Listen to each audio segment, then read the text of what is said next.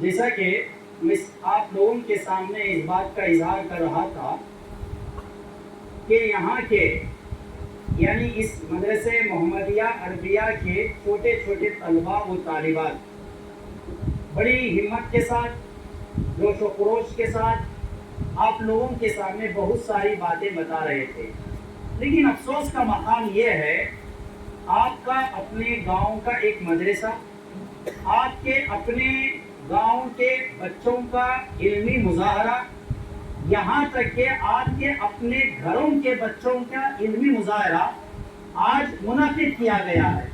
الحمدللہ یہاں پہلے سے لے کر کے عقید تک بہت سارے لوگ دیکھنے میں نظر آ رہے ہیں، لیکن پروگرام کے شروع سے لے کر کے مغرب کے تقریباً پہلے تک کوئی سننے والے مرد حضرات نہیں تھے۔ ان کے مقابلے میں عورتوں کی تعداد ہمیشہ زیادہ رہتی ہے اور اب بھی زیادہ تھی۔ اللہ تعالیٰ ان کو جزائے خیر دے۔ اگر آج کا یہ پروگرام ایک مدرسے کا پروگرام نہ ہوتا، کسی پولیٹیکل پارٹی کا ہوتا یا گانے بجانے کا ہوتا یا فلمی کوئی ستارے یہاں پہ آ جاتے، یہ پنڈال کیا ہے ہمارے پورا یہ گاؤں بھر جاتا۔ افسوس کا مقام ہے وہ لوگ جن لوگوں کو اس طرح کے محفلوں کو اہمیت دینا چاہیے، ہم اپنے آپ کو مسلمان کہتے ہوئے شرم محسوس ہوتی ہے، شرم محسوس ہوتی ہے میرے محترم۔ ہم اپنے کام ہمیشہ کرتے رہتے ہیں، اجلاس بار بار نہیں ہوتا، چھوٹا سا گاؤں ہے، چھوٹی سی جماعت ہے، جمعہ میں اعلان ہوا ہے، باقاعدہ لوگوں میں اطلاع ہے، علماء کو بلایا گیا، بچوں کو تیار کیا گیا، کافی سارے انعامات آپ سامنے دیکھ رہے ہیں۔ آخرکار یہ کس کے لیے کیے جا رہے ہیں؟ یہ ادارہ چلانے والے اپنے گھر کے لیے نہیں کر رہے، اس ادارے میں پڑھنے والے آپ کے اولاد کے لیے کر رہے ہیں۔ اگر ان کی حوصلہ افزائی کے لیے اگر آپ شریک نہ ہوں تو آخرکار کون رہیں گے؟ تو میں یہ کہہ رہا تھا بڑی ہمت کی داد دینا چاہیے ان طلباء اور طالبات کو جو بڑی کیا ہے ہمت کے ساتھ کھڑے ہو کر کے آپ کے سامنے بیانات کر رہے تھے۔ شیخ بتا رہے تھے کہ دارا سنگھ پہلوان، اس کے سامنے مائک دیا گیا، وہ کانپنے لگا۔ عام طور پر ہم سنتے ہیں کہ بھولا پہلوان کی مثال دی جاتی ہے۔ بھولا پہلوان اسٹیج پہ بلایا گیا، اس کے ہاتھ میں مائک دیا گیا تو وہ تھر تھر کانپنے لگا۔ میں نے اس کے بارے میں کسی موقع سے سرچ کیا تھا آخرکار یہ بھولا پہلوان کون ہے، تو میرے سامنے چند باتیں یہ آئی، اصل یہ بھولا پہلوان نہیں، بھولو پہلوان ہے۔ بھولا نہیں، بھولو پہلوان ہے، اور اس کا نام منظور احمد ہے۔ برصغیر کے امرتسر میں 1920 میں اس کی پیدائش ہوئی۔ خاندانی پہلوان تھا اور یہ اتنا مشہور پہلوان تھا، برصغیر کے بے شمار پہلوانوں سے جیت حاصل کرنے کے بعد بیرونی ملک یعنی ہمارے کنٹری کو چھوڑ کر دوسرے کنٹری کو پہلوان گیری کرنے کے لیے گیا۔ وہاں بہت سارے کشتیاں جیت کر جب وہ تشریف لایا تو ایسی صورت میں 1970 میں اب یہ امرتسر کا مقام پاکستان کے ملک میں آتا ہے۔ اس وقت کے جو صدر تھے، صدر جنرل ایوب، ان کے ہاتھوں سے انعام کے طور پر 2 لاکھ روپے اس پہلوان کو دیے گئے اور سونے کا ایک تاج اس کے سر پہ پہنایا گیا، اور جس اسٹیج پہ اس کو بلا کر کے 2 لاکھ انعام دیے گئے تھے اور سونے کا تاج اس کے سر پہ رکھا گیا تھا، اس وقت اس کے ہاتھ میں مائک دیا گیا تھا کہ 2 باتیں آپ لوگوں کے سامنے کہو، تو اس وقت اس کا ہاتھ کانپنے لگا، سارا جسم کانپنے لگا، سارا جسم کانپنے لگا۔ تو اسی کی مثال دی جاتی ہے۔ اسٹیج کا ڈر خوف اچھے اچھے پہلوانوں کو پگھلا دیا ہے، لیکن بڑی تعریف کی بات ہے آج کے بچے اور بچیوں کے اندر اللہ کی طرف سے ایک بڑی ہمارے لیے قدرت کی نشانی ہے۔ ہر کوئی بچہ بغیر ڈرے بغیر خوف کھائے ہمارے اعلان کے ساتھ کیا نام سنتا ہے، بغیر ہچکچائے وہ اسٹیج پہ تشریف لاتا ہے، ہاتھ میں مائک لیتا ہے، یہ نہیں دیکھتا کہ سامنے کون بیٹھے ہیں، پیچھے علماء کرام ہیں، کوئی احساس نہیں ہے، اس کو بس بولنا شروع کر دیتا ہے۔ یہ اب کے نئے جنریشن کی ہمت اور ان کی حوصلہ افزائی کی داد دینا چاہیے۔ مجھے بات یاد آ رہی ہے، طالب علم کی حیثیت سے جب ہم مدرسہ پڑھنے کے لیے گئے، میرے زندگی میں مدرسہ پڑھنے کے جانے کے بعد پہلی تقریر کرنے کا موقع دیا گیا۔ مدرسوں میں تقریر کی تیاری اور ٹریننگ دینے کے لیے جمعرات میں ایک مرتبہ ایک انجمن ہوتی ہے، اس میں ٹریننگ دی جاتی ہے تقریر کیسے کرنا چاہیے۔ جب میری باری آئی پہلی تقریر کرنے کی، تو اس وقت مجھے اچھی طرح یاد ہے ہمارے رسول سے سب سے چھوٹی تقریر میں نے لیا تھا۔ اس تقریر کا نام بھی تھا پہلوان۔ اس تقریر کا نام کیا تھا؟ ہمارے علماء کرام بیٹھے ہوئے ہیں، ہمارے رسول ایک سیرت کی مختصر کتاب تھی، اداروں میں پڑھائی جاتی تھی، اس کتاب کی سب سے چھوٹی تقریر پہلوان۔ کتنے لائن ہوں گے؟ 2 لائن۔ میری ہمت نہیں تھی بچوں کے سامنے آ کر تقریر کرنے کی، مجبوراً میں نے 2 لائن کی ایک تقریر لی۔ وہ تقریر کیا تھی معلوم؟ پہلوان اصل وہ نہیں جو سامنے والے کو اکھاڑے میں پچھاڑ دے، اصل پہلوان تو وہ ہے جب اسے غصہ آ جائے تو اپنے آپ کو کنٹرول کرے۔ یہ حدیث کا خلاصہ تھا۔ تقریر ختم ہوئی، آج ماشاءاللہ 2 منٹ 3 منٹ بغیر کسی ڈر اور خوف کے آپ لوگوں کے سامنے یہ معصوم طلبہ اور طالبات اپنے علم کا اظہار کر رہے ہیں۔ آخرکار ان کے اندر ہمت اور حوصلہ کہاں سے آیا؟ ان کے پیچھے کافی محنت کی گئی ہے۔ میں نے سنا یہاں آنے کے بعد اس مدرسے کے اندر معلمات کی شکل میں تعلیم دینے کے لیے جو مقرر کیے گئے ہیں یا یہ خدمت انجام دے رہے ہیں، یہ کسی مدرسے سے فارغ شدہ معلمات نہیں ہیں، مستند معلمات نہیں ہیں، بلکہ ہمارے شیخ جزائے خیر دے شیخ عبد المتین صاحب کو ان کے تعلق سے سننے میں آیا ہے کہ ان کے پاس پڑھی ہوئی شاگردہ ہیں جنہوں نے ان سے علم حاصل کرنے کے بعد اس ادارے میں خدمت کرنا شروع کیا، اور اسی علم کی طاقت کی بنیاد پر وہ آپ کے بچوں کو سجا اور سنوار رہے ہیں۔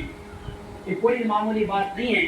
اگرچہ کہ ایک بات میں بتا دینا چاہتا ہوں، یہ میری تنقید کوئی ایسی تنقید نہیں ہے، بلکہ یہ تنقید تعمیری تنقید ہوگی۔ بچوں کے زبان کے تعلق سے ہمارے ناظم مدرسہ اجلاس بھی کہہ رہے تھے کہ یہاں کے بچوں کو کیا ہے اردو بات کیا ہے کہنے بھی نہیں آتا، بولنے بھی نہیں آتا، بلکہ وہ کنڑی زبان جانتے ہیں، اور لکھنے پڑھنے بھی بہت کم لوگ اردو جانتے ہیں۔ کنڑی زبان میں لکھ کر کے، انگلش زبان میں لکھ کر کے وہ سورے یاد کر رہے ہیں، حدیثیں یاد کر رہے ہیں، اور بہت ساری چیزیں قرآن کی تعلیم حاصل کر رہے ہیں۔ ایسے بچوں کو جو تعلیم اور تربیت دی گئی ہے، یہ قابل تعریف اور قابل مبارکباد کی بات ہے۔ لیکن میں ایک مشورہ دینا چاہ رہا ہوں، الحمدللہ آپ کی محنت سر آنکھوں پر، اس کے ساتھ ساتھ آپ معلمات سے میرا مشورہ اور بانی مدرسہ اور ذمہ داران مدرسہ سے میرا یہ ہے کہ اگر مقامی سطح پر مستند فارغ شدہ معلمات ہیں تو باقاعدہ آپ ان سے بھی رابطہ رکھیں، ان کے نگرانی میں ایک سلیبس بنائیں، یا علماء کرام ہیں ان کی نگرانی میں ایک سلیبس بنائیں، اور اردو کی اصلاح کریں، خاص کر عربی زبان کی۔ جب قرآن ہم پڑھتے ہیں، قرآن پڑھنے میں بہت احتیاط ہونا چاہیے۔ 2-4 جگہ میں سنتے سنتے محسوس کر رہا تھا کہ تھوڑا اونچ نیچ قرآن کے پڑھنے میں ہو رہی تھی۔ یہ میری تنقید نہیں ہے، بلکہ صدر اجلاس ہونے کی حیثیت سے میری ایک ذمہ داری ہے، آئندہ چل کر کے اس پر آپ زیادہ سے زیادہ توجہ دیں گے۔ قرآن کی آیات کے یاد دلانے میں کافی محنت کرنا ہوتا ہے، اسی کے مطابق اسے کوشش کریں۔ انشاءاللہ آج جتنی محنت سے آپ نے ان بچوں کو ترقی دی ہے، انشاءاللہ ثم انشاءاللہ اور ترقی سے اللہ تعالیٰ آگے کے مستقبل کے اندر انشاءاللہ اور ترقی عطا فرمائے گا۔ میں نے آپ کے سامنے قرآن مجید کی ایک آیت پیش کی، سورۃ الذاریات آیت نمبر 55۔ اس آیت کے اندر اللہ تعالیٰ ارشاد فرماتا ہے وَذَكِّرْ فَإِنَّ الذِّكْرَىٰ تَنفَعُ الْمُؤْمِنِينَ، اور نصیحت کرتے رہو کیونکہ نصیحت مومنوں کو فائدہ پہنچاتی ہے۔ خصوصی مقرر ہمارے شیخ نے بڑے بہترین انداز میں آپ کے سامنے علم کے حوالے سے بہت ساری باتیں رکھی۔ آپ کو ان کی باتوں سے نصیحت حاصل کرنا چاہیے۔ ان کے علاوہ میری کوئی نصیحت نہیں ہے، میں صرف ایک جائزہ آپ کے سامنے رکھ رہا ہوں۔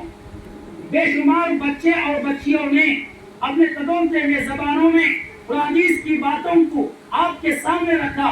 یہ صرف ایک شوق ان کا نہیں، ہو سکتا ہے کہ تقریر کرنے کی شوق ان کی ہو، لیکن سننے والوں کو وہ شوق نہیں ہونا چاہیے۔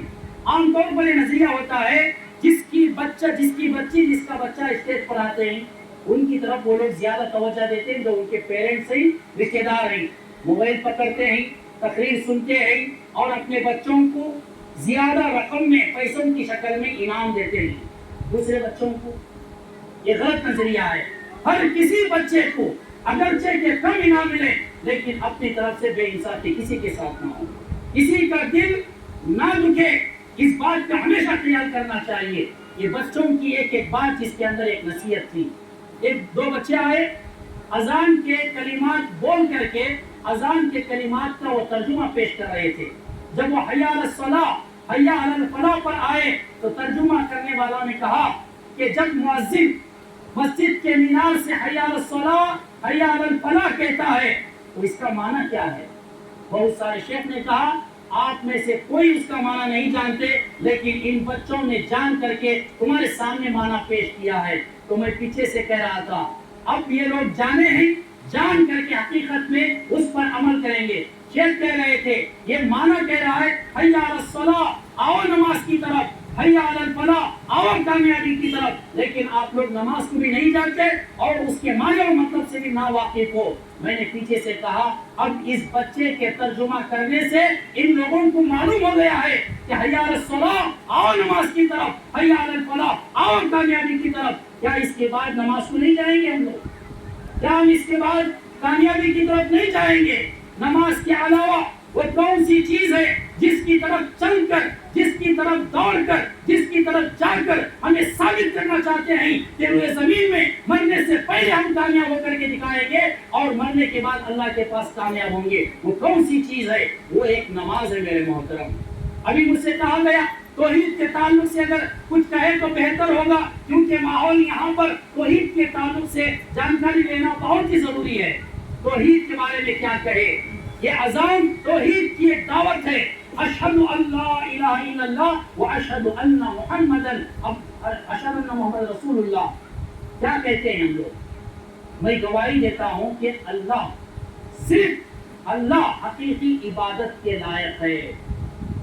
ایک مسلمان کو توحید اگر اختیار کر کے اس پر قائم رہنا ہے تو صرف اس کا نام مسلمان ہو، قومی اعتبار سے اور ذاتی اعتبار سے کوئی عبداللہ عبد الرحمن ہو، اس سے مسلمان نہیں بنتا۔ ایک غیر مسلم کو مسلمان بننے کے لیے کیا ضروری ہے؟ وہ کلمہ شہادت کی گواہی دے گا، اشہد ان لا الہ الا اللہ، اس وقت تک وہ مسلمان نہیں ہوگا۔ اس کا مطلب کیا ہے؟ اے اللہ میں اس بات کی گواہی دیتا ہوں تو ہی عبادت کے لائق ہے، تیرے علاوہ کوئی نہیں ہے۔ مسلمان ہوا، اب میں مسلمان ہوں لیکن عبادت نہیں کر رہا، اگرچہ کہ زبانی دعویٰ میں نے کیا وہ صرف جمع خرچ ہے، وہ کچھ بھی نہیں ہے۔ اقرار کرنے کے بعد، گواہی دینے کے بعد اللہ کو جہاں ایک مانا ہے اسی کو توحید کہتے ہیں۔ عبادت میں اللہ کو ایک ماننا، صرف اللہ ایک ہے، عرش پر ہے، آسمان کے اوپر ہے، اتنا کہنے سے کچھ نہیں ہوگا۔ عبادت میں اللہ کو ایک مان کر دن اور رات کے 24 گھنٹوں میں جو 5 وقت فرض نماز پڑھنا چاہیے، جب تک وہ 5 وقت فرض نماز ادا نہیں کرے گا ایک مسلمان حقیقت میں وہ مسلمان نہیں ہو سکتا۔ آج میں یہ بڑے خوشی کے ساتھ کہنا چاہ رہا ہوں، مدرسہ ابراہیم عربیہ اگرچہ کہ ظاہری اعتبار سے کسی نام کی طرف اس کی نسبت ہو سکتی ہے، شیخ نے بھی اشارہ دیا اس کائنات کے، اس دنیا کے عظیم شخصیت کی طرف اس مدرسے کے نام کی نسبت ہے، وہ ہمارے باپ ابراہیم علیہ السلام۔ اتفاق میرے باپ کا نام بھی ابراہیم علیہ السلام، میں اپنے باپ کی بات نہیں کر رہا، ساری قوم کے باپ حضرت ابراہیم علیہ السلام، ان کی توحید کے اندر استقامت اللہ کے لیے ہر چیز کے لیے قربانی دینا، یہ تمام چیزیں اس کے اندر ہے۔ ہم امید کرتے ہیں اس مدرسہ ابراہیم عربیہ کے تعلیم و تربیت کے ذریعے سے ابراہیم جیسے لڑکے اور اسی طرح ان کی اہلیہ حاجرہ علیہ السلام کی جیسے لڑکیاں پیدا ہوں گی، ان کی تربیت اور ان کی تعلیم اسی طرح کی جائے گی جس طرح ان دونوں نے اپنے بیٹے اسماعیل کی تھی۔ اللہ تعالیٰ یہ طاقت اور قوت اس مدرسے کے ذمہ داروں اور معلمات اور آپ تمام لوگوں کے افراد اور تمام لوگوں کو ہمت و حوصلہ عطا فرمائے۔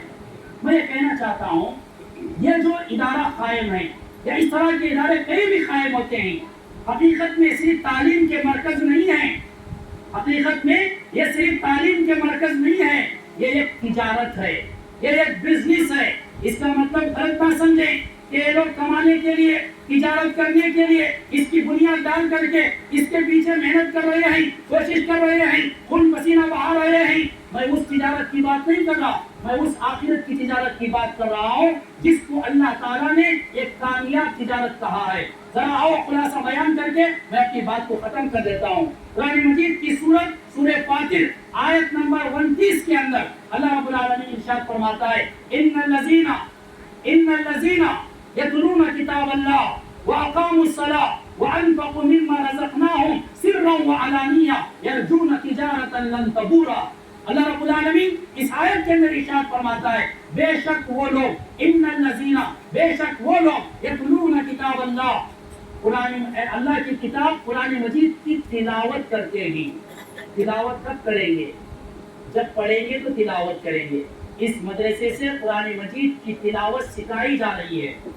اور آگے اللہ نے فرمایا وَأَقَامُوا الصَّلَاةَ، اور جو لوگ نماز پڑھتے ہیں، نماز قائم کرتے ہیں۔ نماز آپ کب پڑھیں گے؟ نماز میں پڑھنے کے دعائیں سورے یاد ہوں گے یا اسے پڑھیں گے یا اسے سمجھیں گے تو آپ پڑھیں گے، تو اس مدرسے سے اسی نماز کے طریقے کو سکھایا جائے گا۔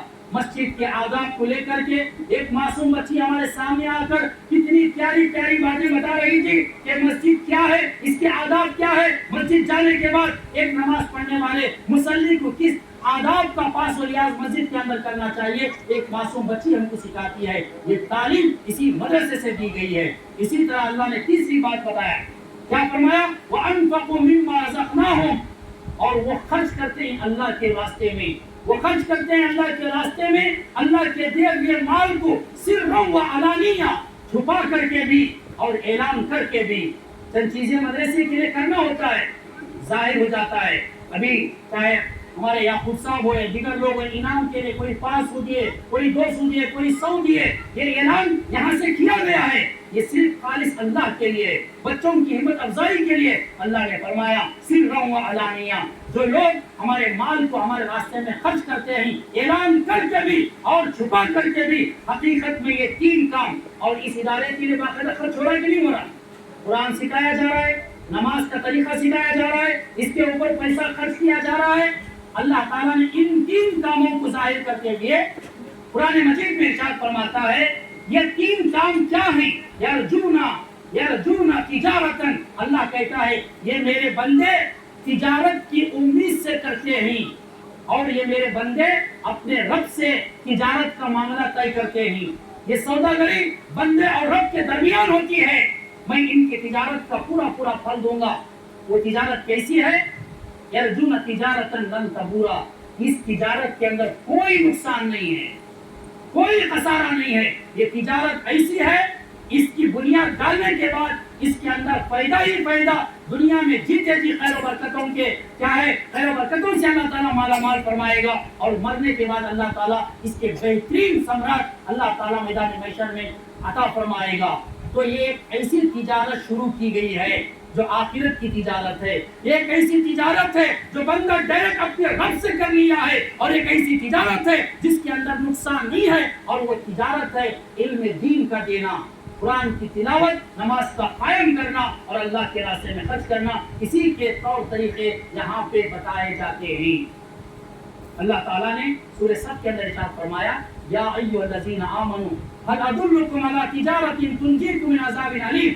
اللہ کہتا ہے سوال کرتے ہوئے مومن بندوں سے، اے مومنوں کیا میں تم کو ایک ایسی تجارت نہ بتاؤں کیا تم کو میں ایک ایسا بزنس نہ بتاؤں جو تجارت، جو بزنس کے تم کو کل قیامت کے دن میدان محشر کے بڑے سے بڑے دردناک عذابوں سے بچا لے گا؟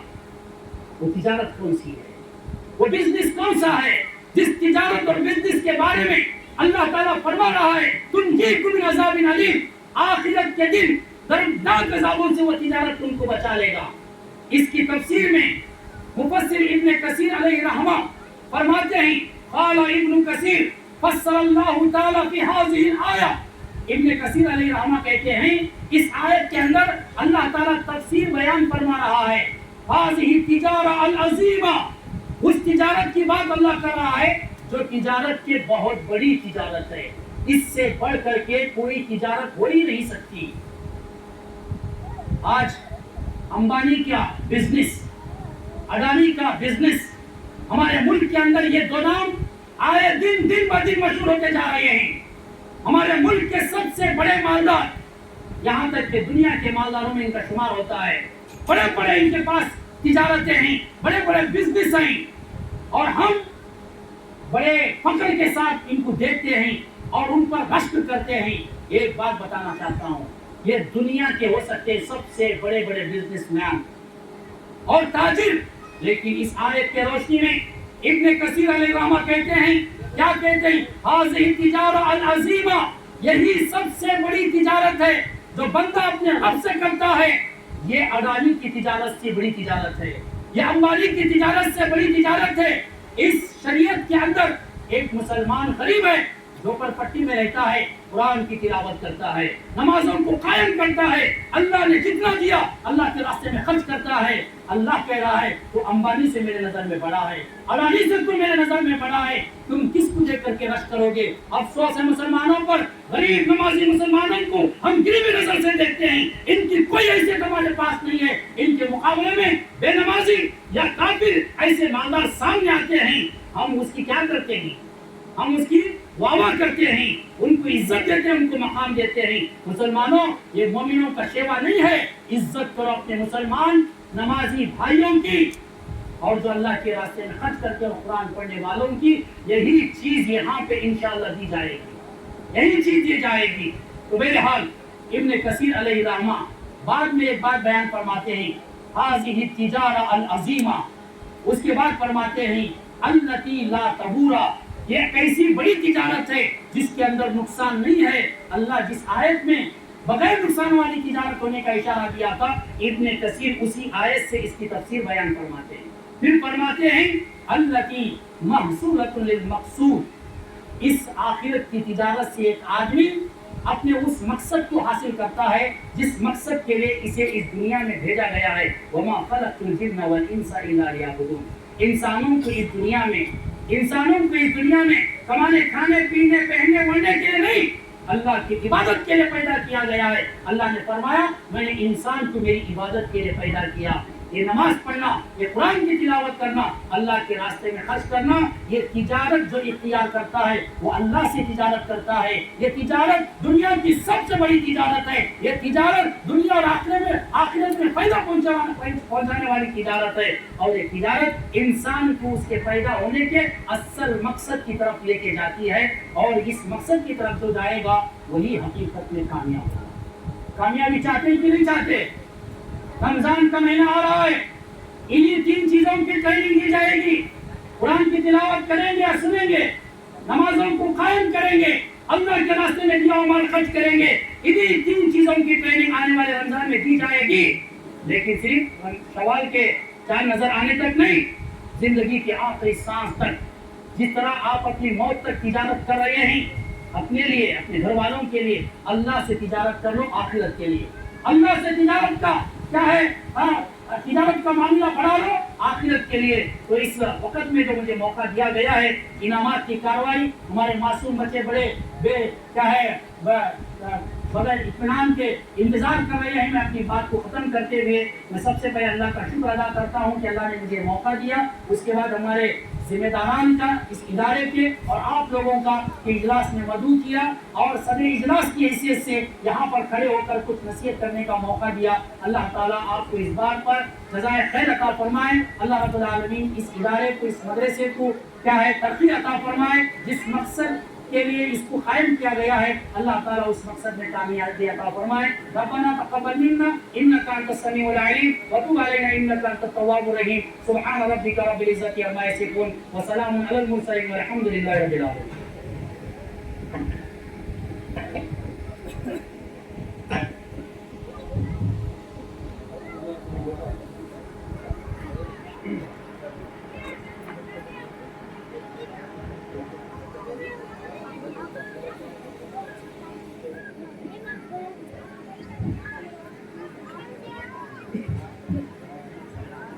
جزاک اللہ خیر وحسن الجزا.